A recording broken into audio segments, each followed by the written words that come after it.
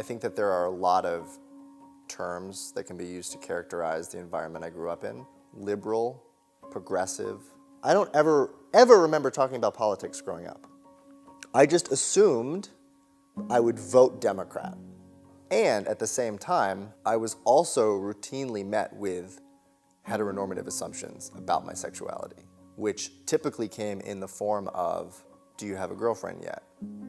If I show up in a space with other people and I assume a kind of background role, maybe I can kind of avoid the direct confrontation of that question, which is of course the direct confrontation with myself. I'm exerting all this energy to avoid myself in all these moments, right? In the context of, do you have a girlfriend yet? The degree to which I was passive in my relationship with myself, the degree to which I was disowning my voice, my desires, it's the degree to which I did not engage in a political discussion, which is the degree to which I did not seek out intimate connection with guys. COVID hit, and I would think a lot of people wanted to kind of figure out what's going on. Where it led me was into politics. I felt like certain people who identified on the political right were responding to the general situation with more of an openness to consider different possibilities being true, and that resonated with me. I felt like there was a strong value in seeing how far I could surrender myself into that experience. My authentic triggers to the external political terrain, they flipped. Whereas previously I was authentically triggered by Trump, all of a sudden I was feeling the same visceral trigger, but towards all of the figureheads on the left. When I recognized that in my body, it was like, holy shit, there is no difference. That was the moment that the whole binary collapsed. And that was the moment where I got to actually confront my hypocrisy. So I was driving through South Carolina and saw a sign up ahead for a store that had the word Dixie in the name.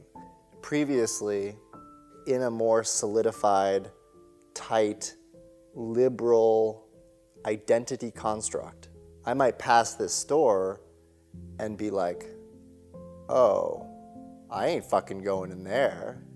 And that's definitely owned by bigots, and they definitely don't like gay people. So fuck them and fuck that place, and I'm gonna keep driving. And that's valid, and it's limiting, because I would be driving right past it, past infinite possibilities, based on whatever presuppositions I already had in place. Luckily, that was not the case this time. Walked inside. It's filled with stickers and t-shirts and hats associated with Republican, right, conservative, all of those labels and identities that kind of represent the right side of the bubble. The first thing I noticed was the guy behind the counter had a gun. And then, of course, I noticed the shirt. You know, how can I be in relationship with this shirt? Thank a straight person today for your existence. You could go into a whole thing of oh, well, two people don't have to be straight to have a baby and da-da-da-da-da-da, right? And I mean, there are a million ways that you could attack this. And I suppose what I'm trying to say is that my liberation in that moment of connecting with the guy who was wearing this shirt was the fact that for the first time in my life, I didn't feel like I had to attack it, and I didn't feel like I had to defend myself. Let's say that he was wearing this shirt because he actually was homophobic. Let's say, hypothetically, he was the most homophobic man on the face of the earth. In that moment of attempting to relate to him, if I had judged him for his homophobia out of my own insecurity for my sexuality, I would have been a hypocrite. My own internalized homophobia getting to play itself out with his. To see this guy with my heart open feels like, hey, I want to know you. I'm curious about you. Let's say you hate me because I have sex with men. Would you be willing to be in your hatred with me? Would you be willing to share with me what that's like? That's what my heart wants to say, if I'm actually standing in my power. Oh wow, guess what? I hated myself too. I fucking despise myself for most of my life, so guess what? I know what that's like. We have a lot in common.